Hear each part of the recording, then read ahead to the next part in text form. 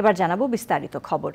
ছাত্র জনতার গণ অভ্যুত্থানে নিহত ও আহতদের তথ্য চেয়ে দেশের সব সরকারি বেসরকারি হাসপাতাল, কবরস্থান ও জেলা প্রশাসকের কাছে চিঠি দিয়েছে আন্তর্জাতিক অপরাধ ট্রাইব্যুনালের তদন্ত সংস্থা।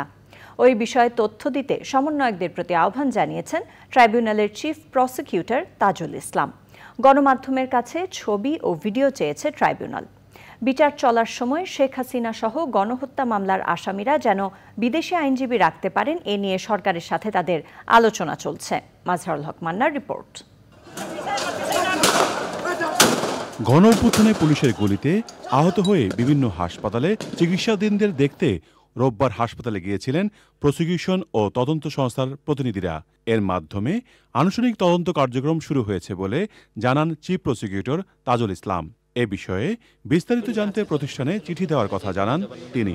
বাংলাদেশের সকল জেলা প্রশাসক, সকল পুলিশ সুপার, সকল সিভিল সার্জন, সকল সরকারি এবং বেসরকারি হসপিটালের যারা প্রশাসনে আছেন, দায়িত্বে আছেন, তাদের কাছে চিঠি পাঠাচ্ছি।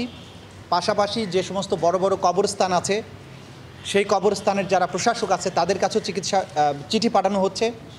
যে বিশ্ববিদ্যালয়ের ভাইস চ্যান্সেলরগুলোর কাছে আমরা চিঠি পাঠাচ্ছি যে সেখানে কি কি ঘটনা ঘটেছে। তো এইগুলো চিঠিতে আমরা অনুরোধ জানিয়েছি হসপিটালে কতজন আহত নিহত মানুষ গিয়েছিলেন, কতজন চিকিৎসা গ্রহণ করেছেন, কতজন মারা গিয়েছে, তাদের সংক্রান্ত যত চিকিৎসার ডকুমেন্ট আছে এগুলো তদন্ত সংস্থায় সরবরাহ করার জন্য।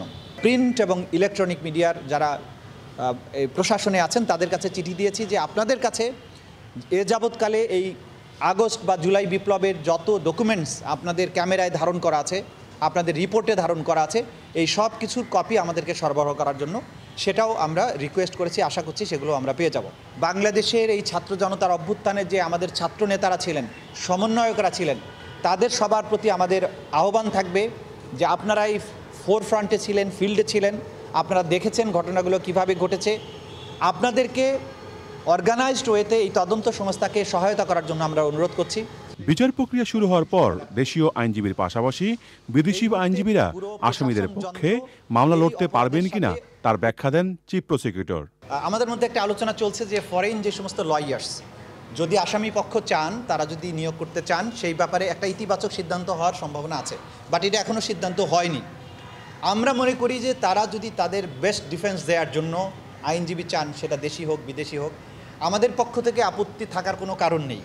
চিফ প্রসিকিউটর বলেন, বিচার প্রক্রিয়া নিয়ে কোনো প্রশ্ন যেন না থাকে, সেজন্য যা যা করা দরকার তাই করবেন তারা। ক্ষতিগ্রস্তরা এই গণহত্যার বিচার দেখার অপেক্ষায় আছেন, সে কথাও স্মরণ করিয়ে দেন তিনি।